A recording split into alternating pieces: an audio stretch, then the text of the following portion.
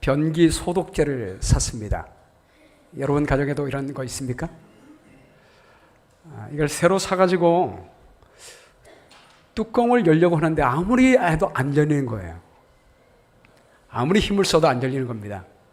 가만히 보니까 여기 뚜껑 끝에 빨간 게 튀어나와 있잖아요. 그걸 칼로 자르면 될까? 칼하고 가위로 자를까? 자꾸 생각하다 보니까 가만히 보니까 뚜껑에 뭐라고 써 있었습니다.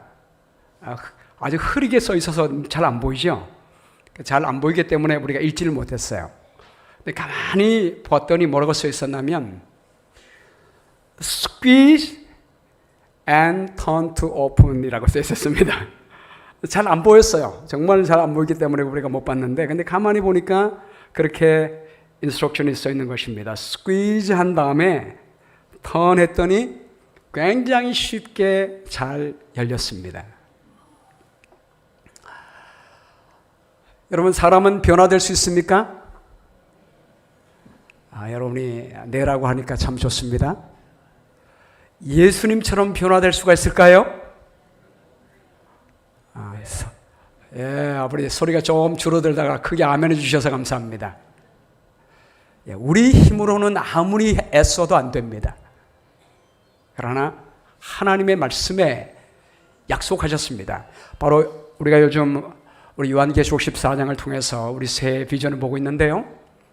요한계시록 14장을 통해서 우리에게 보여주시는 우리 하나님의 비전은 우리 모두가 예수님의 형상으로 변화될 수 있음을 보여주셨습니다. 하늘 위에 14만 4천이 서 있고 그 이마에 아버지의 이름과 어린 양의 이름이 써 있는 모습을 보여줬습니다. 우리 아버지 하나님의 사랑의 성품과 우리 예수님의 성품을 닮은 사람으로 변화될 수 있음을 보여주셨습니다. 우리 하나님이 보여주셨으니 그렇게 될 수 있음을 믿게 되기를 간절히 바랍니다. 그리고 어떻게 될 수 있는지를 보여주는 것이 두 번째 비전이에요. 우리 세 천사의 기별을 통해서 하나님의 영원한 복음을 통해서 변화될 수 있다고 말씀하고 있습니다. 온 나라의 모든 민족과 종족과 방언들에게 전할 영원한 복음, 우리의 힘으로 안 되지만 하나님의 능력으로 우리 모든 사람들이 변화될 수 있다는 영원한 복음, 굿뉴스를 전하고 있습니다. 첫 번째 천사의 기별이 뭐였습니까? 하나님을 두려워하며 그에게 영광을 돌리라는 것입니다. 우리 하나님의 창조주 하나님의 능력으로 변화될 수 있음을 보여주고 있습니다. 그래서 첫 번째 천사의 기별은 세상을 권능으로 창조하신 예수님은 우리 모든 사람을 그분의 형상으로 재창조할 수 있음을 선포했습니다. 둘째 천사의 기별이 뭐였죠? 첫째와 둘째는 같이 간다고 했지 않습니까? 둘째 천사의 기별은 첫 번째 천사의 기별과 연관되어 있다고 말씀했습니다. 무너졌다 큰 성 바벨론이여. 이 말씀이 주는 메시지는 인간의 힘으로 구원받으려고 하는 모든 바벨론은 반드시 무너진다고 하는 것입니다. 오늘 우리가 세 번째 천사의 기별을 살펴봅니다. 또 다른 천사 곧 셋째가 그 뒤를 따라 큰 음성으로 이르되, 뒤를 따른다는 말도 함께하며 따른다는 말이죠.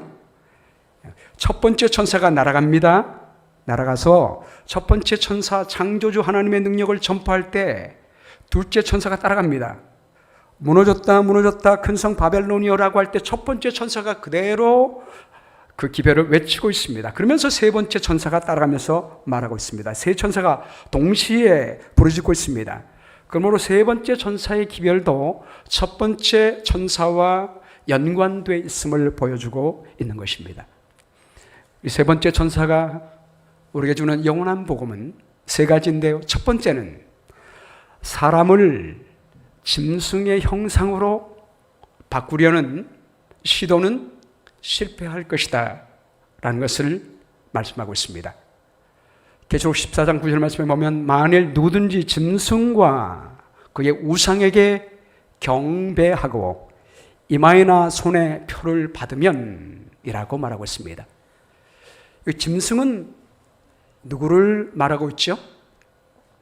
짐승은 무엇이며 짐승의 우상은 무엇입니까? 그리고 짐승의 우상에게 경배한다는 것이 무엇을 의미하고 있지요? 이 짐승은 이미 계시록 13장에 나왔습니다. 다시 한번 보면 계시록 13장 1절에 보면 내가 보니 바다에서 한 짐승이 나오는데 뿔이 몇 개예요? 10개. 머리가 몇 개예요? 7개. 아주 희한한 짐승이지요. 여러분 이 짐승 보면은 어디 있는 짐승이 생각납니까? 2절 말씀에 보면 더 중요한 단서가 나옵니다. 내가 본 짐승은 표범과 비슷하고 그 발은 곰의 발 같고 그 입은 사자 입 같은데 용이 자기의 능력과 보좌와 큰 권세를 그에게 주었다라고 했습니다. 표범, 곰, 사자, 용 나오니까 어떤 짐승이 떠오릅니까? 네, 다니엘서 7장에 있는 4마리 짐승이 생각나지요? 여기 보면 사자, 곰, 표범, 그리고 무시무시하게 생긴 짐승이 나왔습니다. 여러분 여기 다니엘서 7장에 나왔던 4마리의 짐승의 머리 숫자를 다 세보면 총 몇 개예요? 사자머리 하나, 곰머리 하나, 표범머리 4개였습니다. 그리고 이상한 짐승머리 하나입니다. 총 몇 개예요? 7개입니다. 그리고 뿔이 몇 개입니까? 네 번째 짐승머리에 뿔이 10개가 있었습니다. 그러므로 계시록 13장에 나온 이 짐승은 바벨론, 메데페르시아, 헬라, 로마 이 4나라의 특성을 다 합해준 짐승임을 나라임을 보게 되는 것입니다. 그렇다면 이 복합 짐승은 누구를 말하고 있을까요? 우리가 다니엘서 7장과 계시록 13장을 가만히 살펴보면 다니엘 7장에 있는 작은 뿔과 계시록 13장에는 바다 짐승이 똑같은 존재임을 확인할 수가 있습니다. 성경이 그렇게 말해주고 있습니다. 여러분 작은 뿔이 누구였습니까? 작은 뿔은 10뿔 사이에서 나왔다고 했습니다. 4번째 짐승이 로마가 패망한 다음에 10나라가 생기게 되었고 그 10나라 사이에서 한 작은 나라가 나왔습니다. 그 존재는 누굽니까? 그리고 그 10나라 중에 3나라를 멸망시킨 그 뿌리를 뽑은 존재는 누굽니까? 우리 역사서에 보면 정치적 로마의 폐허에서 로마 교회라는 거대한 형태로 위대한 도덕적 제국이 일어났다라고 말하고 있습니다. 그리고 로마 교황이 AD 538년경에 우리 반달, 헤롤리, 동고트 이 3나라를 멸망시키게 됩니다.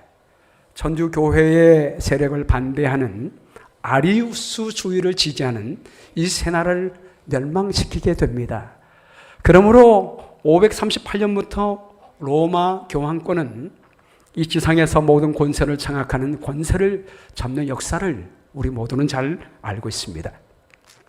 그래서 역사적으로 538년부터 성경에 기록된 대로 1260년 동안 온 세상을 호령하게 되지요.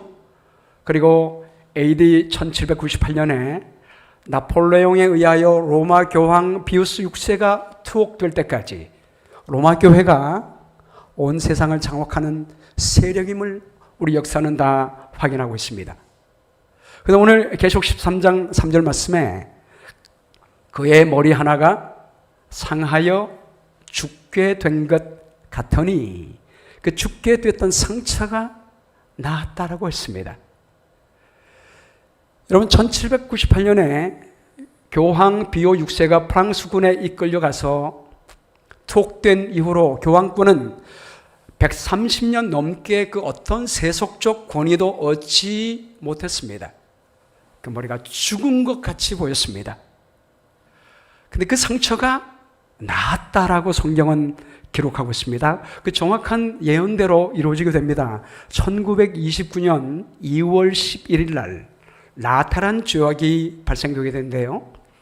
피에트로 가스파리 추기경과 로마 교회의 추기경과 이탈리아 총리 베니토 무솔리니가 맺은 조약입니다. 이 조약으로 말미암아 바티칸 시티를 독립된 국가로 인정하고 교황을 그 지역의 수장으로 세운다고 발표를 했습니다. 그 이후로 지금 바티칸은 한 나라로서 온 세상 가운데 그리고 로마 교황이 대통령이 되어서 다스리고 있습니다. 그 이후로 성경의 예언처럼 온 땅이 놀랍게 여겨 짐승을 따른다는 말처럼 여러분 온 세상이 로마 교황을 따르고 있습니까? 우리가 따르고 있는 것을 우리가 확인하게 됩니다. 근데 계시록 13장 4절은 용이 이 짐승에게 권세를 주었다라고 말하고 있습니다. 그리고 11절에 보면 또 다른 짐승이 나와요. 이 짐승은 어디에서 나옵니까? 땅에서 나옵니다. 첫 번째 짐승은 어디에서 나왔죠? 바다에서 나왔습니다. 바다는 무엇을 상징하고 있습니까? 물은 많은 백성을 상징합니다. 사람들이 그 당시에 많이 모였었던 유럽에서 첫 번째 짐승이 나왔지만 이 두 번째 짐승은 땅에서 올라옵니다. 여러분 1798년도에 로마 교황 비우스 6세가 투옥되는 그 당시에 땅이 넓은 나라에서 독립하며 나온 나라가 누구입니까? 그리고 어린 양 같이 나온 나라가 어느 나라입니까? 미국입니다.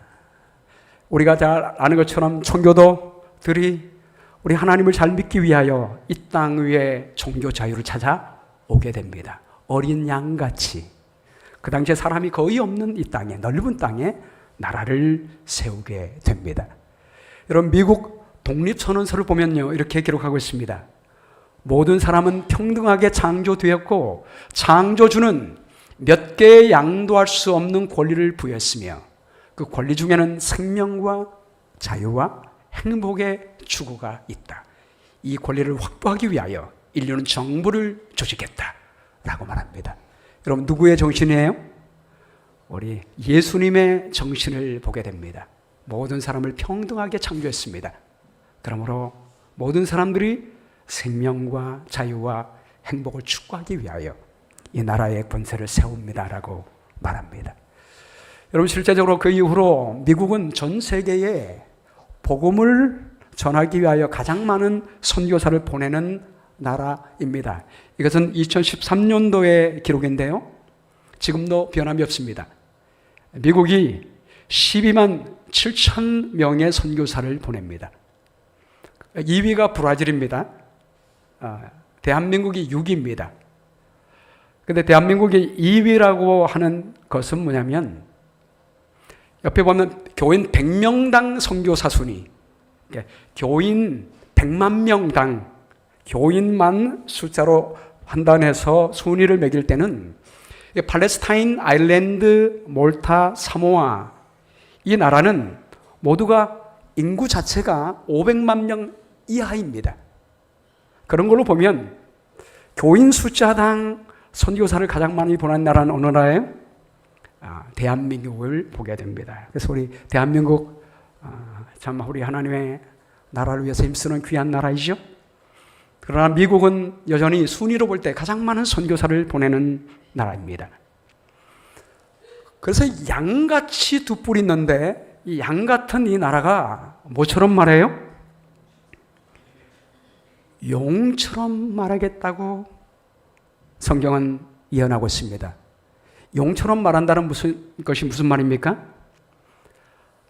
나라가 말을 한다는 것은 정식으로 법을 세워서 법을 집행하면서 말을 한다는 의미입니다. 용처럼 말한다는 것은 나라가 법을 통하여 용의 정신인 과거에 다니엘서 7장에 예표된 네 마리 짐승, 이 나라들이 나타낸 편협한 정신과 박해의 정신을 말하고 있습니다. 여러분 바벨론 어떤 나라였습니까?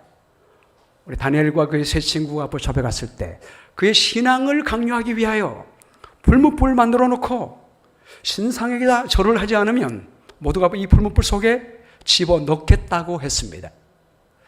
기도하는 사람이 발견되면 사자굴에 넣겠다고 한 나라가 이 바벨론이었습니다. 이런 편협한 정신을 나타내는 것이 바로 용이 말하는 것으로 표현됐습니다. 여러분, 이 둘째 짐승인 미국이 그런 용의 소리를 내겠다라고 예언하고 있습니다. 그리고 예언하기를 그가 먼저 나온 짐승이 누구죠? 로마 교황권에게 모든 권세를 그 앞에서 행하고 땅과 땅에 사는 자들을 처음 짐승에게 경배하게 하겠다 했습니다. 곧 죽게 되었던 상처가 난 자라고 말하고 있습니다. 여러분, 이 역사적 현실이 지금 계속해서 이루어지고 있잖아요. 1984년 2월 11일 날 미국의 라널드 레이건 대통령과 교황 요한 바오로 2세가 정식으로 수교를 하게 됩니다. 여러분, 상식적으로 볼 때 이게 가능한 일이었습니까? 절대로 가능하지 않은 일이었습니다. 천주교회의 박해를 받아 종교 자유를 찾아온 세운 이 나라가 천주교회와 국교를 수립한다는 것은 상상할 수 없는 일이었지만 이 일이 하나님의 예언의 말씀대로 이루어지게 되었습니다. 1999년 1월 26일 날 요한 바오로 2세가 미국을 방문했고 그 당시에 대통령이 클린턴 대통령이었어요. 그때 클린턴 대통령이 요한 바오로 2세에게 한 말이 바로 이틀 뒤인 1월 28일 중앙일보에 실렸습니다. 교황이 바라는 대로 되기 위해 미국이 얼마나 노력하고 있는지 이번 방문을 통해서 확인하기를 희망합니다. 라고 말했습니다. 그리고 성경은 예언하기를 말합니다. 칼에 상하였다가 살아난 짐승을 위하여 우상을 만들라 하더라. 여러분, 우상은 뭘 의미합니까? 그리고 이 짐승의 우상에게 생기를 줍니다. 여러분, 우상은 생기가 없죠? 생기가 없습니다. 우상은 생기가 없습니다. 그런데 생기를 주고 짐승의 우상으로 말하게 합니다.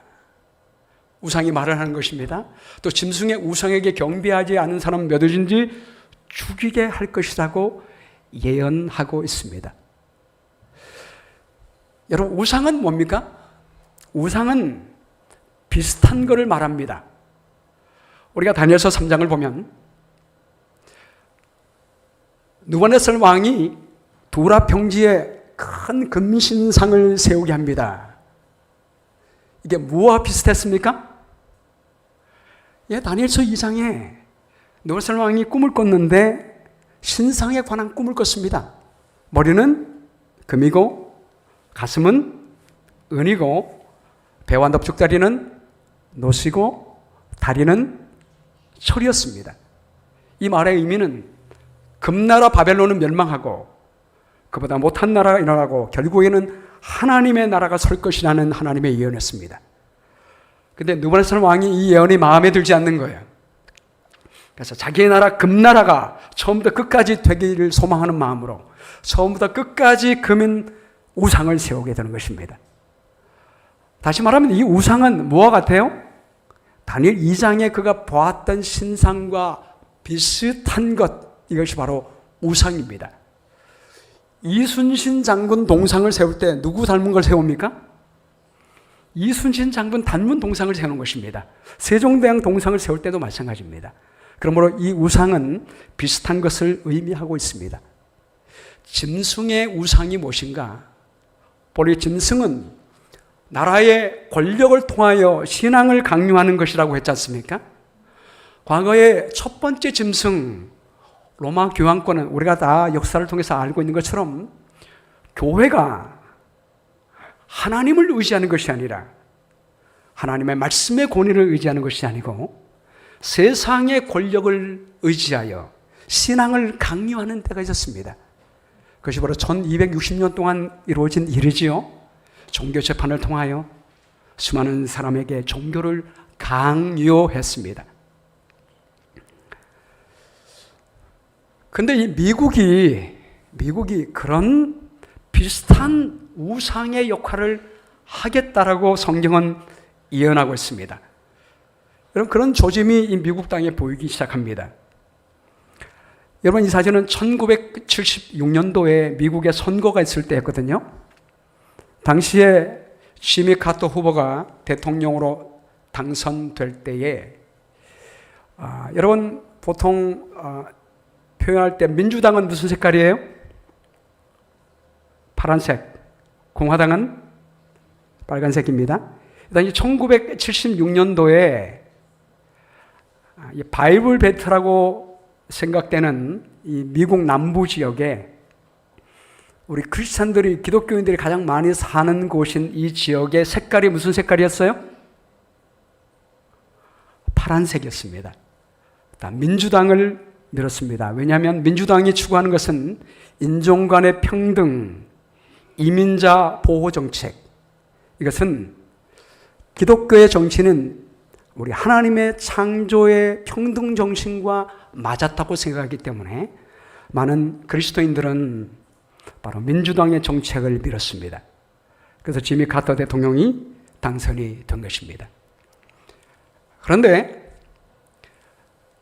1990년도 이후에 가까이 와서 저는 2000년도에 고와 부시가 선거할 때 여러분, 이 바이블 벨트 지역이 무슨 색깔로 변했습니까?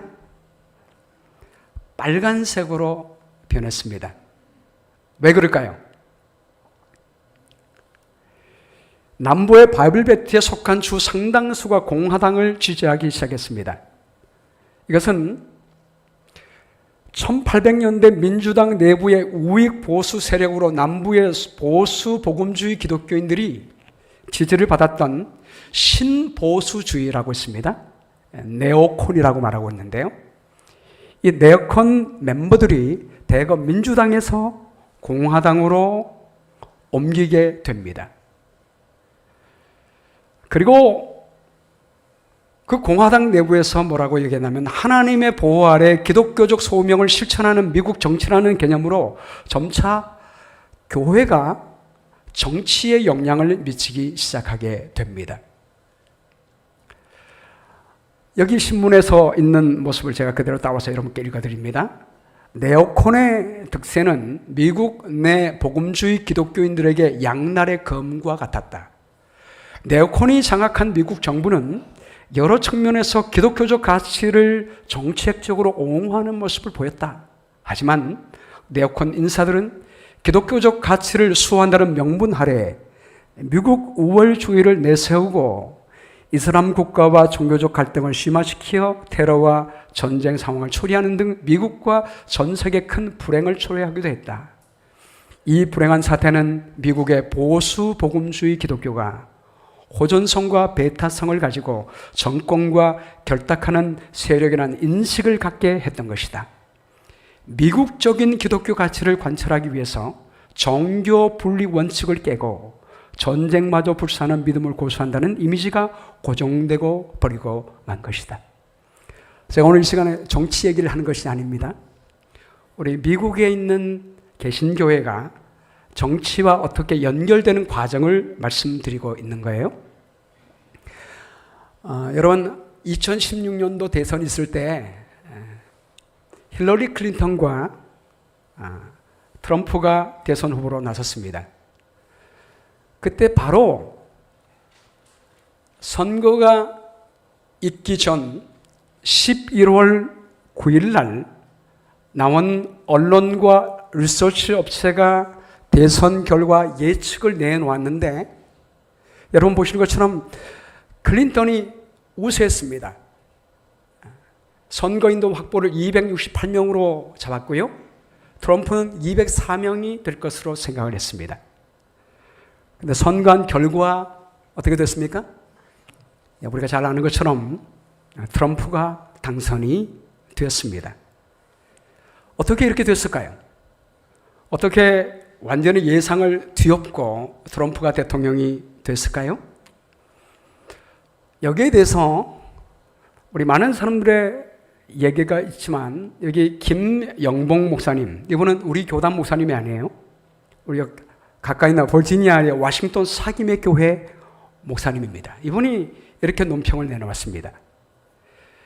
개신교인들 중 소위 거듭났다고 하는 백인 복음주의 신자들만 따로 뽑아보면 81%가 트럼프를 지지했다. 트럼프가 여러 가지 오점을 가지고 있지만 오바마 정부에서 이루어진 동성결혼 합법화를 뒤집어엎고 임신 중조를 금지하려면 그를 지지해야 한다고 생각한 것이다. 연방 대법원은 그 당시에 보수 진영과 진보 진영이 4대 4로 균형을 잡고 있었다. 그러므로 연방 대법원을 보수적으로 바꾸기 위해서는 트럼프를 뽑아야 한다고 생각한 것이다. 이번 선거를 통해 그 왜곡상의 민낯을 숨김없이 드러낸 미국의 기독교를 위해 기도한다. 기독교는 언제나 정권과 거리를 두고 비판자 역할을 해야 한다. 이 말은 미국이 처음에 나라를 세울 때 종교와 정치는 분리되어야 된다고 생각했기 때문입니다. 왜냐하면 과거에 1260년 동안 교회와 정치가 합해졌을 때 어떤 비극이 생긴지를 경험했기 때문입니다. 종교와 정치는 분리되어야 된다라고 하는 그것이 미국의 정치인인데, 하지만 트럼프 정부를 탄생시킨 모태 역할을 한 복음주의 기독교회는 기득권에 안주할 가능성이 크다. 이 말은 교회가 권력과 손을 잡을 수 있는 가능성이 크다는 거죠. 그럴 경우에 복음주의 기독교회는 더 심하게 왜곡되고 타락할 것이며 나라를 깨우고 구하는 힘이 아니라 나라를 멸망으로 이끌고 들어가는 올무가 될 것이다. 이스라엘이 망할 때도 그랬고 유다가 멸망할 때도 그랬다. 교회가 하나님의 말씀의 권위를 쫓아가고 창조주 하나님의 말씀의 능력을 붙들어야 되는데, 창조주 하나님을 신뢰하지 않고 말씀을 신뢰하지 않고 세상 정부를 통해서 나라를 바꾸려고 하는 시도를 하고 있는 것을 말하고 있는 것입니다. 그리고 그가 모든 자고 작은 자나 큰 자나 부자나 가난한 자나 자유인이나 종들에게 그 오른손에나 이마에 표를 받게 하겠다고 말하고 있습니다. 여러분, 이 사회가 지금 미국도 그렇고 지금 양당 정치가 극렬히 분열되어 있으면서 하나님의 형상으로 변화되는 일이 점점 떨어지고 있습니다. 그 일을 지적하고 있으면서 국기하는 사람들의 오른손이나 이마에 표를 받게 하겠다고 말하고 있습니다. 여러분, 짐승의 표는 무엇입니까? 그러면 반대로 하나님의 표는 무엇입니까?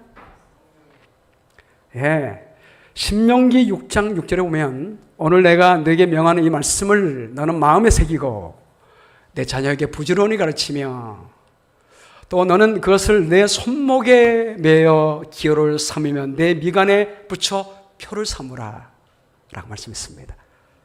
하나님의 표는 우리 이마에 새겨야 할 하나님의 표는 하나님의 계명과 말씀입니다. 우리 하나님의 말씀에 그분의 성품이 있기 때문입니다. 우리 하나님의 말씀을 새길 때, 그래서 우리 아이들에게 부지런히 말씀을 가르쳐라. 집에 앉아있을 때든지 길을 갔다든지 누워있을 때든지 일어날 때든지 언제나 이 말씀을 강론하라라고 했습니다. 실제로 유대인들은 이 쉐마 말씀을 이렇게 적어가지고요, 그 말씀을 어디에다 붙였어요? 이마에다가 이렇게 붙였어요.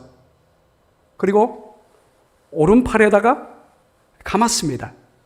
감아서 새기는 팔에다가, 양쪽 팔에다가 감는 모습을 보게 됩니다.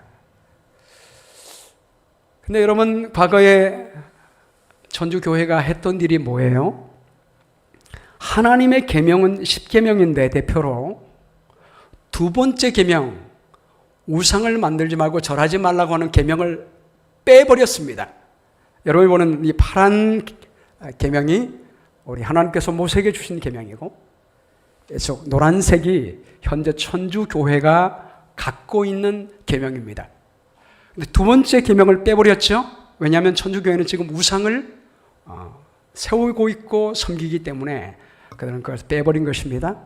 그리고 2번에 있는 여호와 이름을 망령되게 하지 말라라는 계명을 2번으로 올렸죠. 그리고 네 번째 계명, 안식일을 기억하여 그렇게 지켜라라고 하는 계명을 주의를 기억하여 그렇게 지키라라는 계명으로 바꾸었습니다. 그래 하나씩 올리다 보니까 하나가 부족하잖아요. 그러니까 제일 마지막 10번째 계명, 내 이웃의 아내와 소유를 탐내지 말라는 이 계명을 2개로 나누어서 붙여넣게 됩니다. 에스겔서 20장 20절에는 안식일이 표징이다라고 이야기하고 있습니다. 여러분, 안식일이 표징이라는 말은 뭐냐면 안식일만 표징이라는 말이 아닙니다. 하나님의 계명 모두가 편데 안식일은 하나님의 계명을 존중하며 살아가겠다는 대표적인 표임을, 사인임을 이야기하고 있는 것입니다. 하나님의 말씀을 없애버리고 사람이 변경시킨 사람의 법으로 세상을 바꾸려고 할 때 될까요, 안 될까요? 지난 우리 하와이에서 산불이 나고 온 세계적으로 이 온난화 현상 때문에 재난들이 발생하게 되니까 지금 세계에서는 각 나라 대표 정상들이 모여서 지구를 덥게 하는 온난화를 막는 기후변화에 대한 회의를 많이 합니다. 그것은 전 우리 인류의 존립이 달린 문제이기 때문입니다. 그런데 이 일에 관심을 갖는 사람이 프란체스코 교황입니다. 그가 이 일에 관심을 가지면서 지난 뉴스위크지에 2022년도 8월 25일자에 실린 것입니다. 그가 이렇게 제안했습니다. 일주일에 하루를 모든 사람들이 다 쉰다면 우리 탄소를 이 공기를 깨끗하게 하는 일을 우리가 막을 수가 있을 것입니다. 라는 것을 말했습니다. 안식일이 무슨 날이에요? 원래 성경에는 제7일인데 제7일을 일요일로 바꾼 교회는 우리 천주교회다라고 천주교회는 그 교리 문답서에서 분명히 말하고 있습니다. 그리고 이상하게도 모든 대부분의 개신교회는 이것에 따라서 일요일날 예배를 드리고 있습니다. 그리고 미국에 일요일날 예배 드리는 일이 강요되게 될 것입니다. 그때까지는 일요일날 예배 드리는 것이 짐승의 표가 아닙니다. 근데 미래에 기독교회가 대통령을 미국의 기독교회가 원하는 대통령, 자기들이 원하는 대통령을 세우고 그 대통령이 법을 만들고 종교를 강요하고 핍박하는 일이 발생하게 될 때 짐승의 우상과 짐승의 표는 서게 될 것입니다. 여러분 주목해 보시기 바랍니다. 근데 오늘 성경 말씀에 분명히 말합니다. 이 시도는 성공할까요? 실패할까요? 실패할 것이라고 하나님은 말씀하고 있습니다. 누구든지 짐승과 그의 우상에게 경배하고 이마에나 손에 표를 받으면 그도 하나님의 진노의 포도주를 마시리니 그 진노의 잔에 섞인 것이 없이 부은 포도주라. 거룩한 천사들 앞과 어린 양 앞에서 불구와 유황으로 고난을 받게 될 것이라고 말씀하고 있습니다.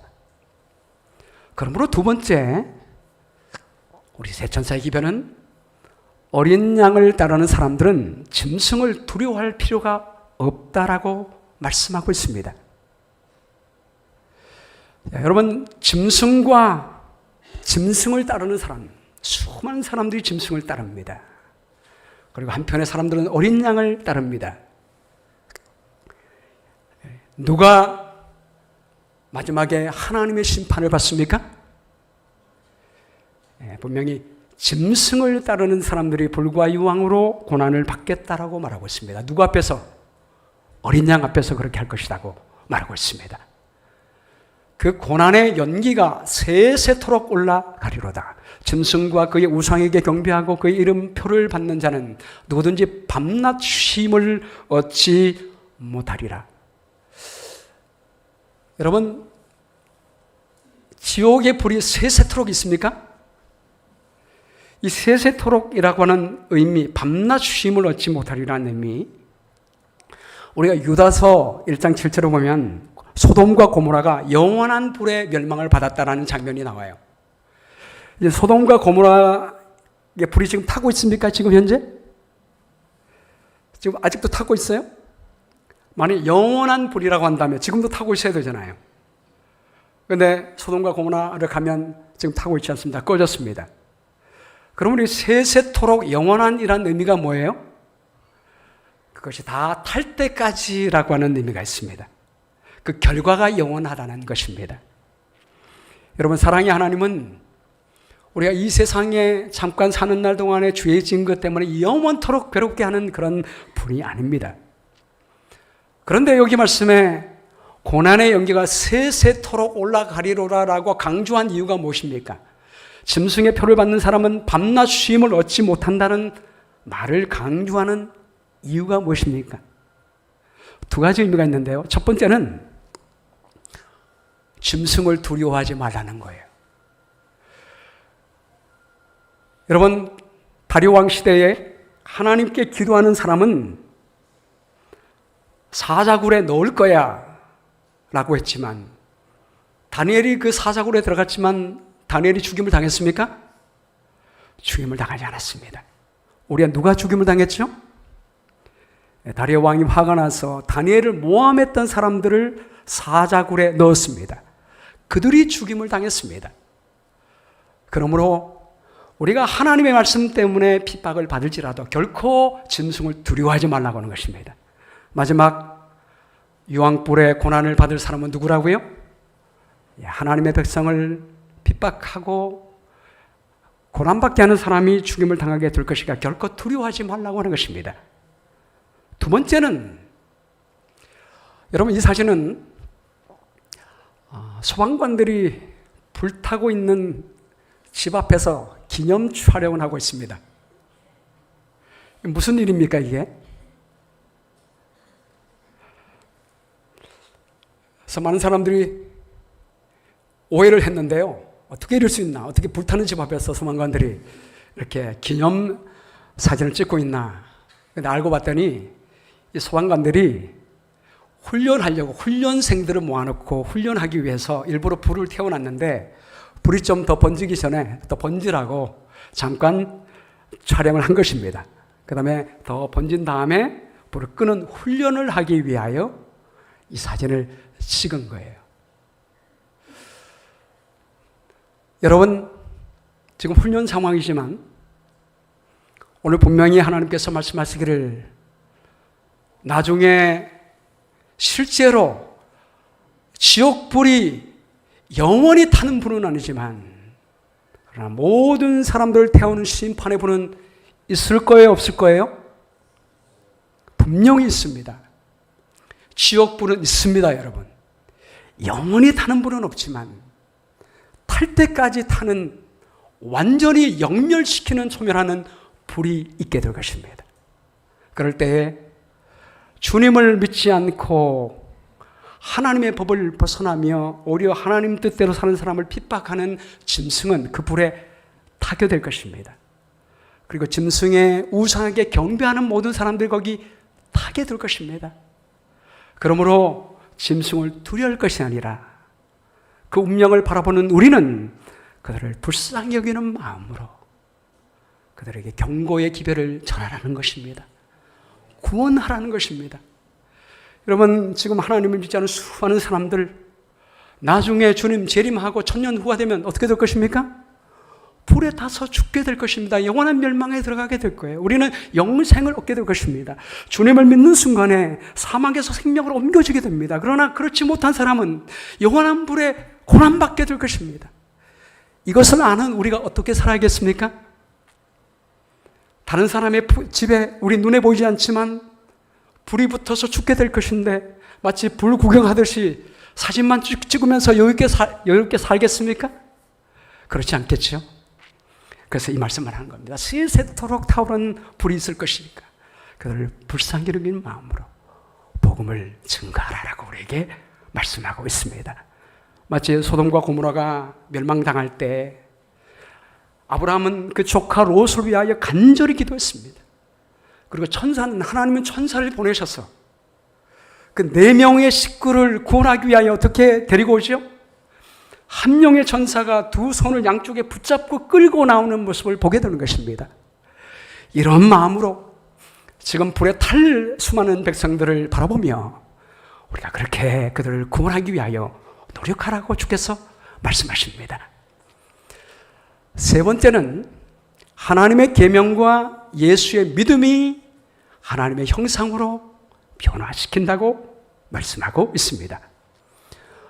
우리 함께 읽겠습니다. 시작. 성도들의 인내가 여기 있나니 그들은 하나님의 계명과 예수에 대한 믿음을 지키는 자니라. 자, 이게 성도라는 말이 나옵니다. 성도라는 말의 의미는 하기오스란 말인데요. 돈 하기온, 하기오스는 거룩한 자인데 하기온 하면 거룩한 사람들이란 말입니다. 성도예요. 성도라고 거룩한 백성이라고 부르는 이유는 우리 모두가 하나님의 형상으로 변화된다는 말입니까? 아멘이지요? 우리 모두가 예수님의 형상으로 거룩한 백성으로 변화된다라고 말씀하고 있습니다. 자, 무엇으로 변화된다고요? 인내하는데, 뭘 하는데 인내합니까? 하나님의 계명과 예수에 대한 믿음을 지킬 때 우리는 성도로 변화되게 될 것입니다. 우리가 성도로 살아갈 때 하나님의 계명 때문에 예수의 믿음 때문에 죽을 수 있습니다. 죽을지라도 여러분 우리는 구원받습니다. 내가 들으니 하늘에서 음성이 나도 이르되 기록하라 지금 이후로 주 안에서 죽는 자들은 복이 있도다 하시네. 성령이 이르시되 그러하다 그들이 수고를 그치고 쉬리니. 여러분 짐승에게 경배하는 사람은 뭐 하지 못한다고 했습니까?